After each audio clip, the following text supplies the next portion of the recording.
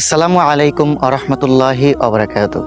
সম্মানিত ভিউয়ার্স, আশা করি আল্লাহ তাআলার রহমতে আপনারা অনেক ভালো আছেন। আলহামদুলিল্লাহ, আপনাদের দোয়ায় এবং আল্লাহ তাআলার অশেষ রহমতে আমরাও অনেক ভালো আছি। আজকে আপনাদের মাঝে আমি এমন একটি ঘটনা উপস্থাপনা করতে চাচ্ছি, আপনারা শোনা মাত্রই আশ্চর্য হয়ে যাবেন। যে ঘটনাটা আমি আপনাদের মাঝে তুলে ধরতে চাচ্ছি আজকে, সেই ঘটনাটি হচ্ছে পৃথিবীতে সর্বপ্রথম কে জিনা করেছে আগে। পৃথিবীতে সর্বপ্রথম কে আগে জিনা করেছে এবং সর্বপ্রথম জেনার সূচনা কার থেকে শুরু হয়েছে। আপনারা সকলেই জানেন যে হজরত আদম আলাইহিস সালাতু ওয়াসসালাম এবং হজরত হাওয়া আলাইহিস সালাতু ওয়াসসালাম যখন জান্নাতে বসে মহান রব্বুল আলামিনের বিধি বিধান অমান্য করে, মহান রব্বুল আলামিনের আদেশ অমান্য করে ওই জান্নাতের যে গন্ধম ফল খেয়েছেন, খাওয়ার ফলে মহান রব্বুল আলামিন তাদের প্রতি রাগ করে তাদেরকে আল্লাহ তাআলা জান্নাত থেকে বের করে দিয়েছেন, অর্থাৎ দুনিয়ায় পাঠিয়ে দিয়েছেন তাদেরকে। সেই সুবাদে হজরত আদম আলাইহিস সালাতু ওয়াসসালাম এবং হজরত হাওয়া আলাইহিস সালাতু ওয়াসসালাম পর্যায়ক্রমে তারা আল্লাহ তাআলার কাছে মাপ চাওয়ার পরে মহান রব্বুল আলামিন মক্কার আরাফার ময়দানে তাদেরকে দুজনকে একসাথে করলো। একসাথে করার পরে তারা দুজন মিলামেশার পরে পর্যায়ক্রমে তাদের সন্তান হলো।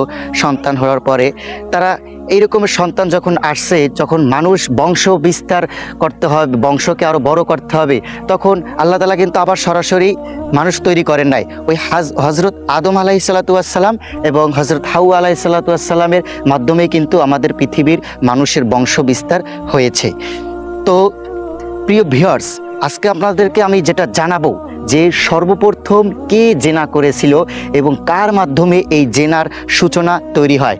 যখন হজরত আদম আলাইহিস সালাতু ওয়াসসালাম মিলামেশার পরে তাদের যখন সন্তান এবং সন্তানটি যখন জন্মগ্রহণ করে, যেরকমের হাবিল এবং কাবিল, লিউজা, মেয়েদের ভিতর থেকে লিউজা, আকলিমা তাদের মেয়ে, এবং কিন্তু তাদের ওই সময় প্রাচীন যুগে শরীয়তের নিয়ম ছিল তাদের বংশকে বিস্তার করার জন্য যে তাদের আপন ভাই বোনের ভিতরে বিবাহ হবে। কিন্তু ওইখানে যখন তাদের এই নিয়মটা যখন প্রচলিত, যখন এই নিয়মটা তাদের মান্য করা হয়, হযরত আদম আলাইহিস সালাতু ওয়াসসালাম যখন হাবিল এবং কাবিলকে বিবাহের প্রস্তাব দিল, তার দুই বোনকে, হাবিল এবং কাবিল, লিউজা এবং আকলিমা। আকলিমার থেকে লিউজা ছিল অনেক সুন্দরী, কিন্তু নিয়ম হচ্ছে কাবিলের সাথে বিয়ে হওয়ার কথা আকলিমার এবং হাবিলের সাথে বিয়ে হওয়ার কথা লিউজার। কিন্তু এখানে যেহেতু লিউজা আকলিমার থেকে অনেক সুন্দর, কিন্তু হাবিল বিয়ে করতে চাচ্ছে যে লিউজাকে, কারণ লিউজা অনেক সুন্দরী। এই কারণে হযরত আদম আলাইহিস সালাতু ওয়াসসালামের কথাকে মান্য না করে কাবিল লিউজাকে বিবাহ করবে। কিন্তু এইটা যখন চাচ্ছিল, কিন্তু আদম আলাইহিস সালাতু ওয়াসসালাম তিনি মানবে না, কারণ হচ্ছে তাদের শরীয়তের নিয়ম হচ্ছে যে প্রথম জোড়া সন্তান দ্বিতীয় জোড়া মেয়েকে বিবাহ করবে এবং দ্বিতীয় জোড়া সন্তান প্রথম জোড়ার মেয়েকে বিবাহ করবে। কিন্তু কাবিল এটা মানবে না। যেহেতু কাবিল না মানার কারণে একদিন কাবিল এবং হাবিল একটি জঙ্গলে ঘুরতে যায়।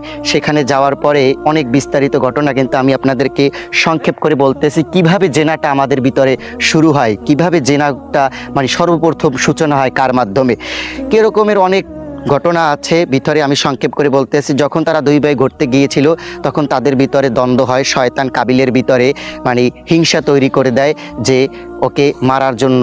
তখন এরকমের বিভিন্ন পর্যায়ক্রমে কাবিল হাবিলকে মেরে ফেলার পরে এরকম 7 দিন পর্যন্ত তার লাশটাকে অক্ষতভাবে রেখেছে। কিন্তু কি করবে কাবিল, সে নিজেও বুঝতে পারতেছে না যে লাশটা মারার পর আমার ভাইয়ের লাশটা কি। তখন আল্লাহ তাআলার আদেশে অলৌকিকভাবে 2টা কাক এসে একটি কাককে মেরে আরেকটি কাক, যে কাকটিকে মেরে ফেলছে, এখন ওই কাবিলের সামনে ওই কাক দুটো আর একটা কাককে মারার পরে এখন কি করবে, ওই কাকটা ঠোঁট দিয়ে মাটি সরাই আর একটা কাককে দাফন করে দেয়। যখন ওই কাবিল এটা দেখার পরে কাবিল ঠিক ওই কাকের মতো ন্যায় কাজটাই করলো। কিছুদিন পরে হযরত আদম আলাইহিস সালাতু ওয়াসসালাম তার সন্তানের মৃত্যু খবর শোনার পরে তিনি অক্ষত হয়ে গেলেন। তারপরে কাবিল এবং লিউজা দুজনেই জঙ্গলের ভিতরে হযরত আদম আলাইহিস সালাতু ওয়াসসালামের কাছ থেকে পালিয়ে যায়। দর্শক, এখান থেকে পালিয়ে যাওয়ার পরেই শয়তানের ওয়াসওয়াসা থেকে কাবিল এবং লিউজা ওই জঙ্গলের ভিতরে অশ্লীলতা কাজ করে, জেনা করা শুরু করে।